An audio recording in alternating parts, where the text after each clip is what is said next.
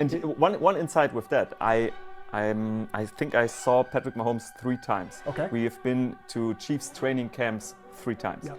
And I never been comfortable in front of a camera, and I never been the guy in front of the camera. In that year, I saw him at the Super Bowl in the stadium, and he remembered. That's why there is no like feeling of losing something for me. Even if I lost something, I really just been glad that people enjoyed it, and I had the time of my life. Not many people are experiencing stuff like this.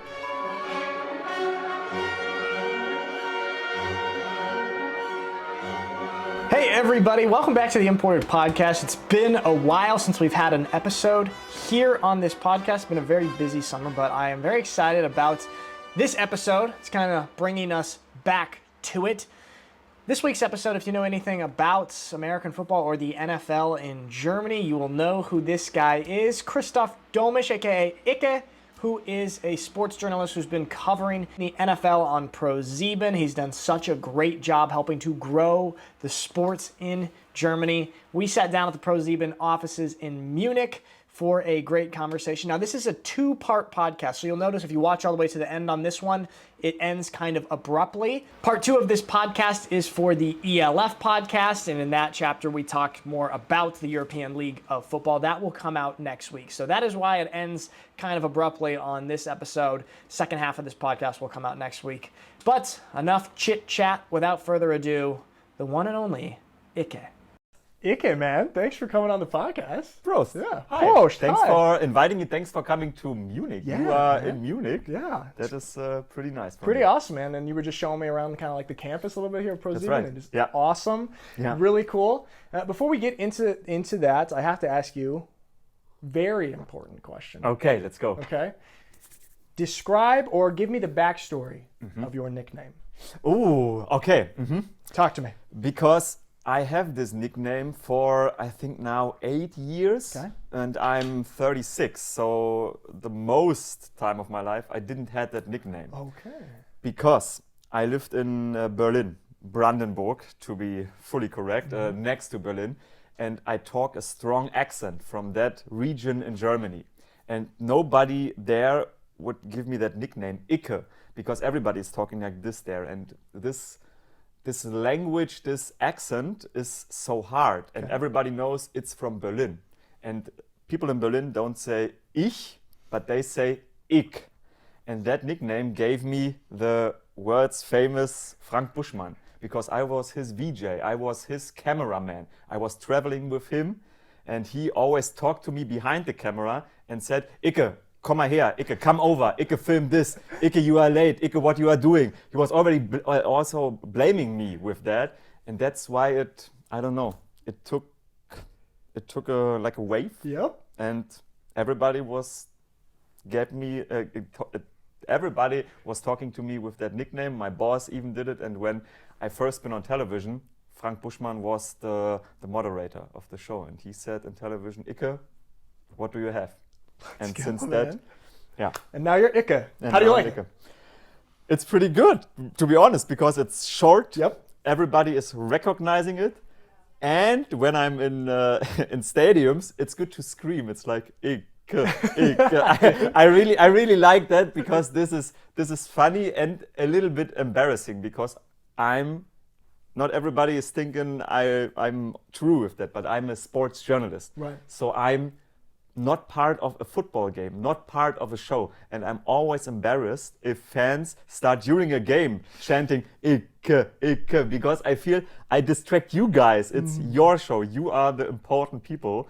And that's why it's a little bit embarrassing, but it's so charming and heartwarming as well. Yeah, man. No, it's awesome. You have a very chantable nickname right there. And That's it's right. like, you know, it's an interesting situation when you, the sports journalist who are supposed to be covering some of the games, sometimes the biggest star in the stadium. It's an interesting dynamic, but it's pretty cool, man. And it's It is. it's just a very recognizable, identifiable nickname. Great for the brand, man. Okay, awesome. So then we have the history of the iconic, legendary nickname. We got that out of the way. Very important. So before we talk about a little like football stuff, kind of want to back up. and give me the story in great detail, please, of how you came to be working here at ProSieben, how you became a sports journalist, ended up on TV, covering the NFL. Walk me through this story in great detail. Yeah. Give me the ins and outs. Yeah, the thing why I'm ended in front of the camera and doing this is I'm still don't know it completely, and I figured out it's bad if I want to get to the information, to the middle of it. But I think the most important thing is I loved American football. And I started working at ProSieben when they started broadcasting American football.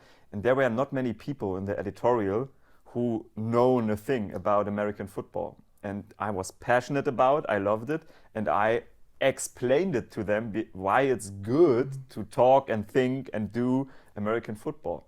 And because there was nobody yet in front of the camera besides the commentator, and we casted some experts, they said, okay, you can be the psychic, let's try this. Yeah. And that's why I ended in front of the camera, and I'm really glad about it, because that opened so many doors that I never thought I would be in the US for a game, to watch it in stadium. Man. And I've been to Super Bowls, I've been to sidelines, I interviewed Patrick Mahomes, I interviewed Travis Kelce. I did everything I never could imagine because of that. And I started as a, what is the word? Like a not volunteer, but... it's like an intern? Yeah, an intern. Like an internship at ProSieben. Yeah. It's so cool how it started off like that and just evolved to this point where we are today, where you're... I mean, that's one of the coolest jobs that I can imagine, being able to cover what I think is the best sport in the world. Pretty awesome. +1. Yeah, I agree with that. And to be able to do it, and just the way that it kind of evolved naturally. I mean, because this wasn't like a dream when you were, 12, 13 years old. Like, I want to be a sports journalist. No. And so it just kind of evolved. Did you feel comfortable right away when they put you on camera? That is a good question. I never been comfortable in front of a camera, and I never been the guy in front of the camera. I studied sports journalism, and it was a small group, 18 people in my study group, and we did some trainings, some shows just for our study. And I was never the guy in front of the camera. If you asked the other 17 people who will be the guy who's ending up in front of the camera, I would be last. Yeah. Really. And I didn't thought about it. Yeah. I really cannot imagine talking in front of people, because that makes me nervous.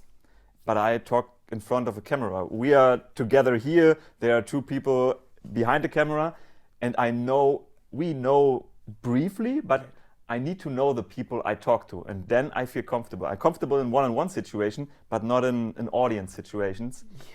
And that's why the TV show helped me to get more comfortable. Man, I resonate with that so much, because, we have cameras set up right now, and we know eventually a lot of people will maybe watch the thing that you're talking about. Yeah. But when you're in a one-on-one situation and you're just talking in the camera, it just feels like I don't even know. You don't even need it or it's a safe spot, right? Exactly.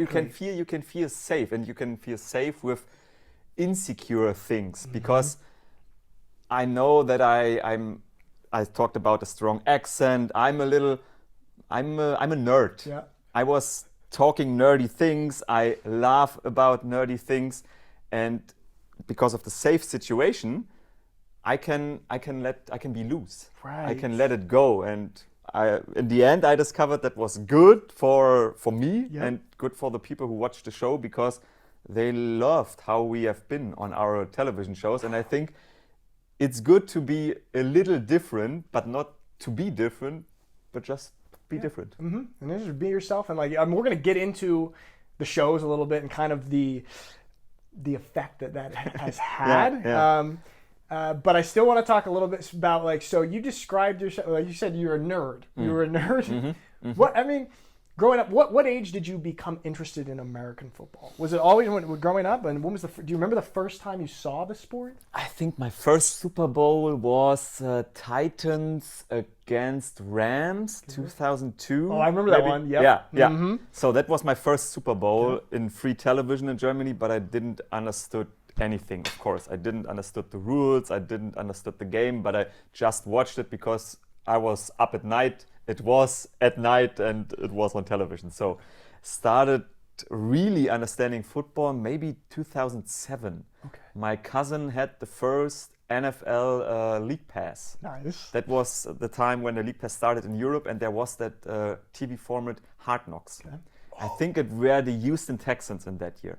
And I known American football, I known a couple of players, but I didn't connect it with it. And when I saw Hard Knocks, I thought, oh man, how cool is that? You can see the general manager talk in the office to players and stuff like that. And from a European perspective, you never saw that on television with soccer or any other sports.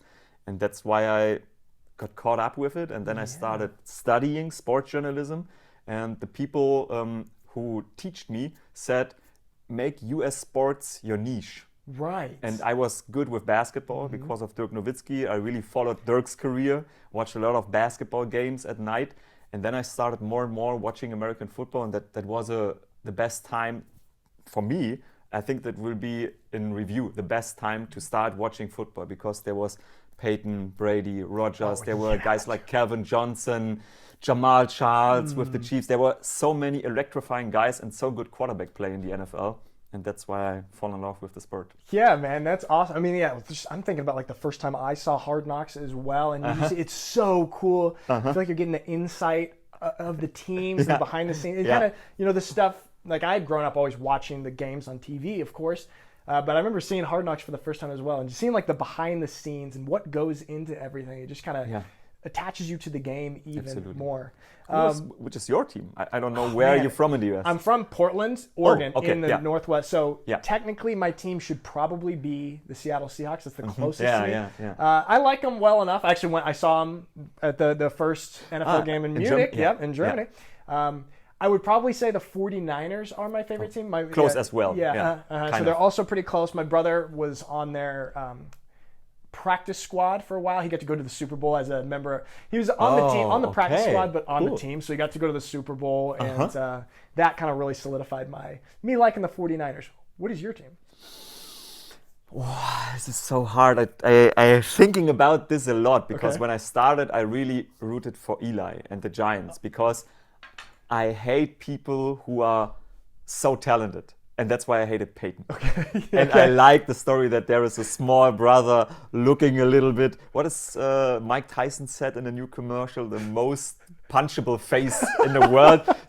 And he beat Brady in the perfect season, and then he beat him again. So I rooted a little bit with the Giants, but this is the only thing, I'm 36, but this is the thing I really connect to the younger generation, because they follow players. Right. And I follow players. I love players. That's a great point. I feel like that's kind of how I feel more about the sport. Following players and like individual stories and stuff. Who are some individual players besides Eli?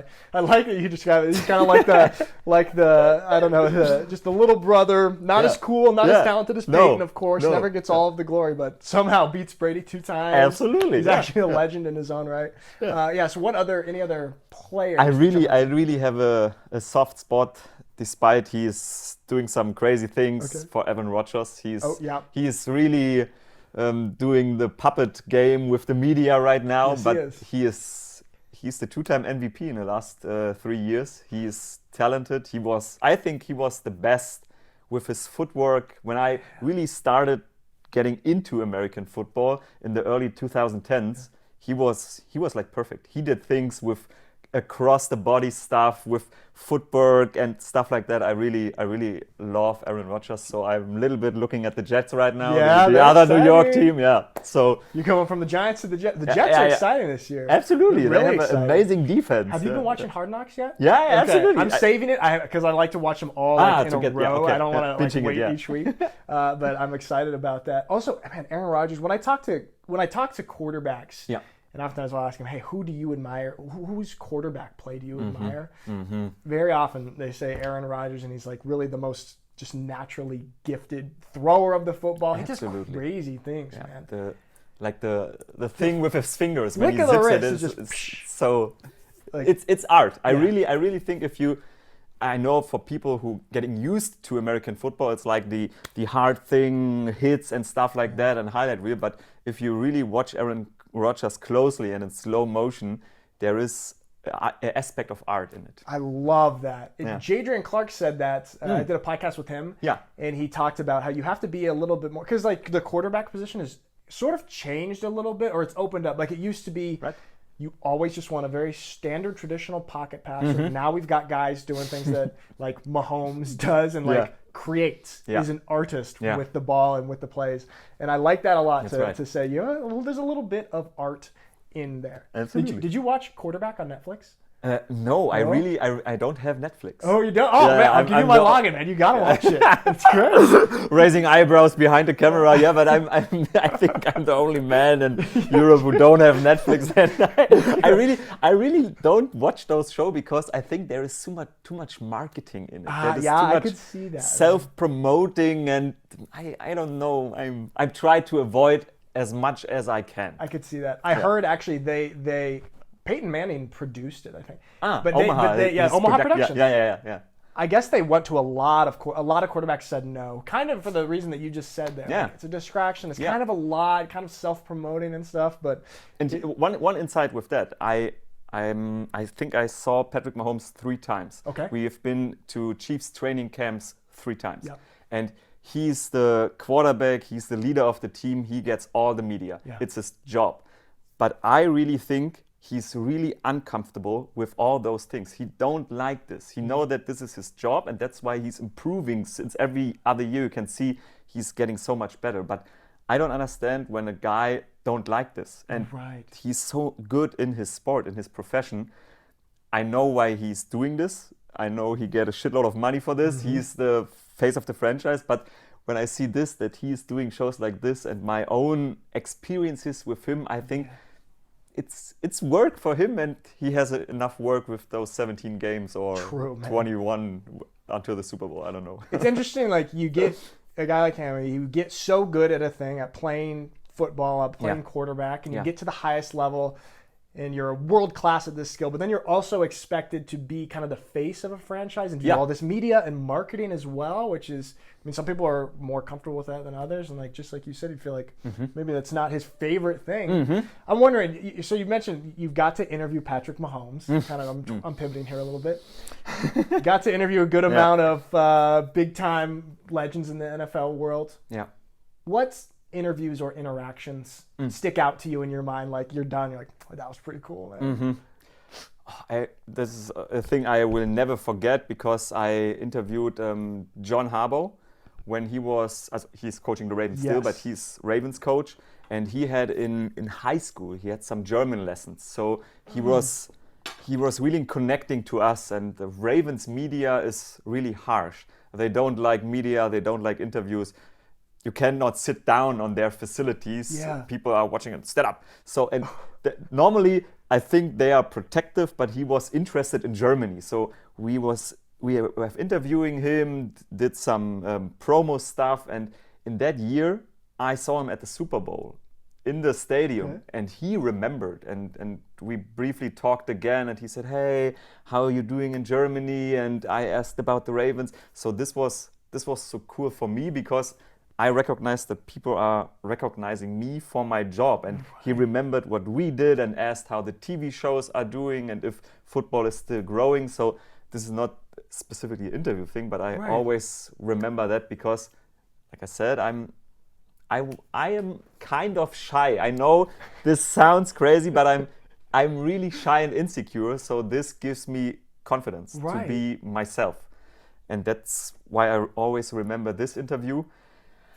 The best interview, Andy Reid is a perfect guy. Yeah. Andy Reid he's so open. He explained me his call sheet in camp. Oh, that's cool. This is Andy Reid you can really learn about football from Andy Reid, and he's open to other cultures, I think, and he's explaining it in the right way. Man, that's awesome. Hey, and they're playing here this year. That's right. That's pretty cool. That's right. I can't remember where I heard this story of you and Jason Kelce. Oh, that's a good thing as well. Yeah. Can you tell this story? Jason Kelce, we've been to the Philadelphia Eagles training camp when they won the Super Bowl. And in that year, I think barely most of the people have them in the playoffs. Yeah. They were not a good team. And we did the interview on the field because teams tried to give you good guys, especially for international media, guys who are open to talk to people. And we interviewed him, and he was interested in Germany. Of course, we talked about beer and Lederhosen. Nice. And I said, Jason, if you come to Germany, we can give you a beer at Oktoberfest. I can show you Munich, and we can do Lederhosen things. And he liked it. And then during a Super Bowl week, there are everyday media availabilities. And he remembered when I sat down. He was not a star back then. Maybe this is before they really blew up. Yep, he was one of the best centers in the league, but nobody talked about centers. Exactly. So that took off now. He has his own show at Amazon Prime, but 2018, 2019, he was just the other guy. So he didn't had what is the word for that? He was not a single player to interviewing, but on a group table. Okay. And I sat next to him, he remembered, we did the interview, and I said, if you win the Super Bowl, we drink a beer together, right? A German beer. And he said, we chuck it. They won the Super Bowl, we gone to Philly for the parade, and after the game, after the parade, I don't know how we went there because we didn't have the credential for that. We've been Germans. We snuck through. Nice. We had a German, a Kölsch. I brought a Kölsch. Oh, nice. Yeah, I bought a Kölsch for him, and we drank the beer, and since then, when I at an Eagles game, he say, hi Icke, I say, hi Jason, we do an interview. So this is amazing as well. Man, that is so cool. That's a great story. Yeah, thank you. So, how was he at chugging the beer? Was he good? It was good, but everybody on the internet is saying, oh, you can't give him a Kölsch. Yeah. You talked about German beer, not those light things. Of course you're not so bad, man. Yeah, I think so too, but... Yeah, okay. Yeah. Beer is religion in Germany. It is, it is. It's got the world famous reputation. That's all I hear about America, about German beer.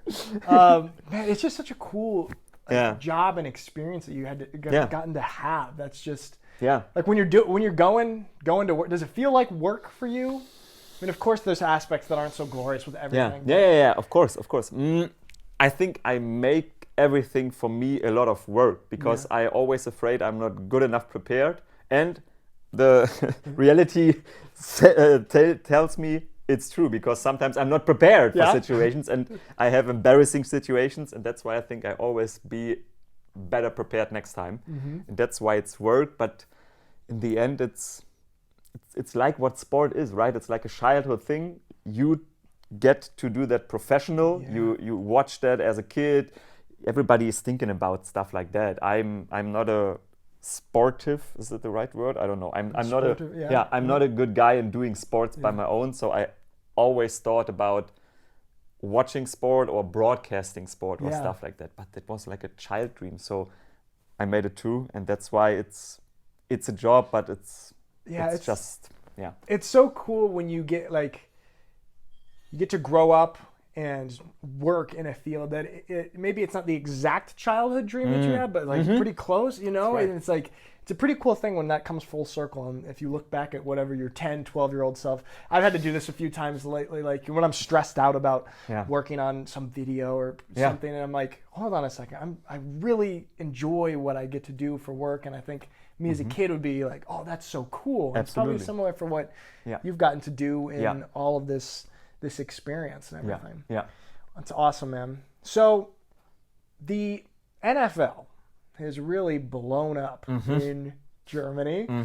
I think the easiest thing to put our finger on is the fact that Germany hosted its very first NFL game last year.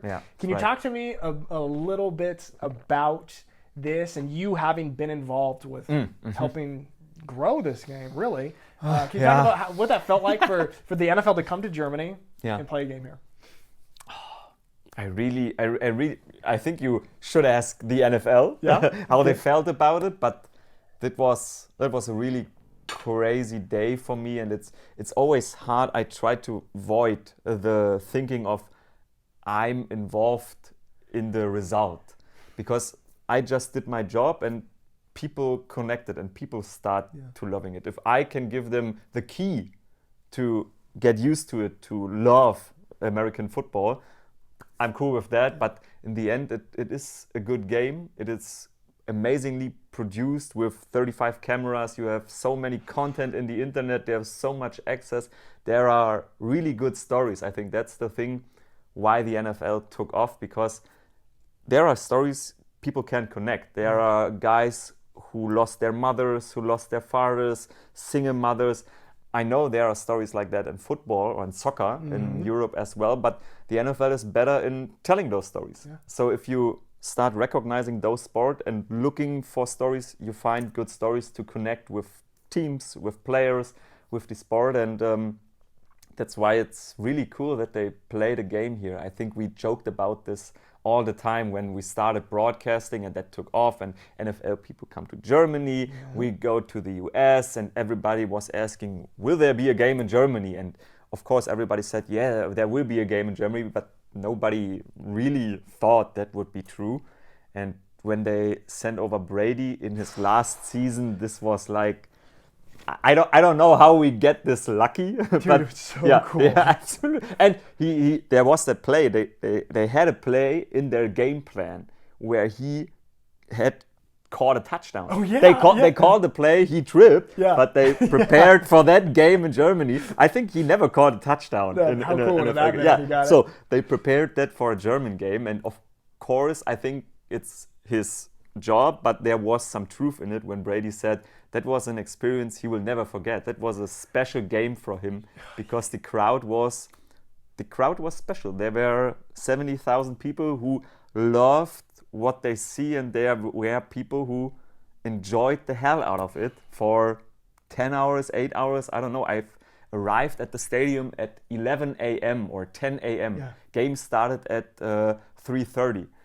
Doors opened at 2. So at 11 a.m., the plaza where the U-Bahn is stopping was packed, and packed like people were standing like this next to each other. That was so crazy. It was so packed. Yeah. Sorry, move that a little bit. Yeah. So Man. that was for everybody a special day, and I think that what made it special for the players, and that what made it special for me, because we already known that we lost the broadcasting rights for American football at that point, and this was kind of an end. Yeah. Of course, there was a Super Bowl and stuff that, but this was like arriving at the finish line, kind of. Yeah, I was gonna say, you started. Would you guys start 2014, 2015? Yeah. ProSieben broadcasted the Super Bowls in the year before, but it's just a one at a time event with the Super Bowl. So really broadcasting a regular season since 2015. Yeah. And then to have this kind of chapter of your life you know, stamped and culminated with. Yeah. Of course, there was a Super Bowl after, but this game in Germany, which was such a big deal. And I know you said like you don't like to think of yourself as having brought the result there. When that game happened, I made a YouTube video really quickly after, and it was like the reason why the NFL played a game in Germany. Yeah. Okay, and I went in this whole spiel about how American football is popular here because of after World War II there was American bases and German Americans, right? And they worked together. This is kind of how a lot of American football teams started here, and there was this fans growing and the popularity of the game. Then I ran through a couple other reasons, which brought us to the game in 2022.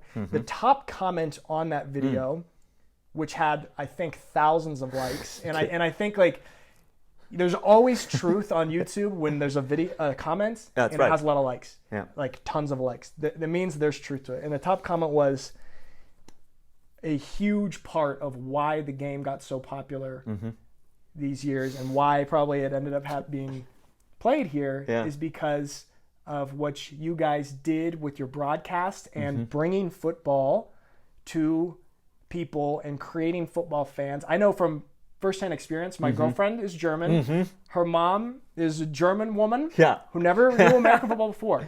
And I'm at their house on Sunday night last fall, and we're watching you guys, and she learned everything about football from your guys' broadcast, and had so much fun and became a football fan, man. And so this is cool. I know it's like you never want to take credit for something, Yeah, but yeah. you guys had a huge part in that. I think it's such a beautiful, cool thing and something that's super special, man. Yeah. Yeah, it's amazing to hear. I always tried to figure out why this could happen because they tried it before. Yeah. So people didn't connect before. I don't really know why. I just blessed that it worked, and that's why there is no like feeling of losing something for me. Even if I lost something, I really just been glad that people enjoyed it and I had the time of my life. Not many people are experiencing stuff like that you are connected with such a success, and not just for your own or a success in money thing, but in success for people being friends with each other, getting to know each other, have the same passion, the same thing they talk about. This is a thing nobody is imagining or setting up, and that's why I just feeling blessed with that. And if people felt connected to what we've been on our show, I think it was the only thing I really think, because there were so many people who never did stuff on television before. Right. There was the commentator, Frank Buschmann, but I never been on camera for more than 10 minutes before. Patrick Isume never did, Roman Motzkus, Volker Schenk, all those guys, Schmiso, the commentator who's now commentating at RTL again. Nobody did those things before, and I think that's why maybe it was like a family thing. One big old guy like Frank Buschmann who is teaching the young people, not young in age, but young in television terms. And maybe the people felt the same. That was a sport you didn't figure it out before. And if you start a show with, now we explain you how that worked. Right. This is like work. And this is everything like German sports journalism is kind of. It's always like, you have to be precise, and we need to know why it didn't work. And we have had just been fun because we all love the game. And maybe people sit on Sundays there and thought, okay, I like those a little bit and I like the game. Let's try to understand the game. Maybe that's a reason. Absolutely, man. I think that this, like, when it's not so fun, just as you said, maybe the German way with some other sports is just very like, this is the rule of the game, and this is why this happened. But when you have, that's right. Yeah. It's hard, especially if you're a new person. And American football is a complicated sport. It's really complicated, and so it's so much easier to learn something when you're entertained, when you're having fun, and not just you're like, here are the rules to remember, okay? But to present it in a much more fun way, in a family-like atmosphere, in a casual type way. I think that was huge, man. Really awesome. When we were at Jacob's youth camp, I think you said to me one of your favorite things was not about football, was not necessarily like the sport on the field, but kind of everything surrounding the game. Can you talk about that a little bit? What you mean by this? I'm a kid from Berlin, Brandenburg. That's the eastern part of Germany, and I was shy. I had a 120 kilogram weight when I was 15, so I really was not outgoing. And when I started watching American football and NBA, both I think should take credit for this, I get to know the American culture, and it's much easier. It's I don't know how to say it. It's more, not more friendly, but it's I can't really explain that in English. In Germany, I would say it's zugewandt. Okay. It's for the good part of everything, kind of, to make it easier, to be more open. Yeah. And that's what American sports and NFL sport did for me, because I really soaked that culture in. And I'm German, and I'm really German in some kind of, but in parts of culture and deal with sports, I'm really a US kid, I think, because I watched so much US television. That's so cool, man. And just like, I did a screening for my documentary Unicorn Time, which is about American football in Germany. Basically, I did it 2 nights ago, up in Ramstein, where there's a huge community of Americans. Yeah. It's like 50,000 Americans live up there, and they have this program called the Atlantic Academy, and it basically is to promote German-American friendship and intertwining of cultures. And they invited me to go present the movie because of the themes of football and the sport, kind of showcasing American culture and blending it with German culture and creating friendships and stuff. And I just think it's such a cool thing that sport is able to do this, man. What I think Nelson Mandela said, that sport has the power to change the world. What a quote. There we go. Nelson Mandela quote. Go. That's a quote right there. This guy's a professional. Pulling out Nelson Mandela quote. Very good, man. Very good. Awesome. I want to talk about the ELF in a second. But first, you mentioned, I think recently you were in the States for Dirk Nowitzki's Hall of Fame enshrinement. Can you talk about that experience a little bit?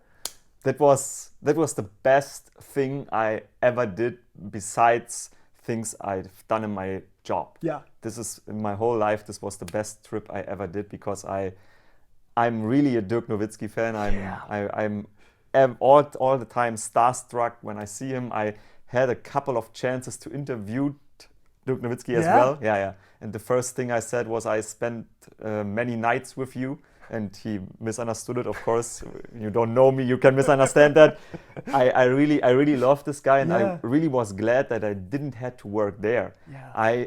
I know that you can buy tickets for a Hall of Fame enshrinement. I bought the tickets. I did some research about the auditorium. Okay. Where is the best place to sit, to be very close to Dirk Nowitzki, and everything went out well. He stood in front of me. I said, "Dirk, wink mal!"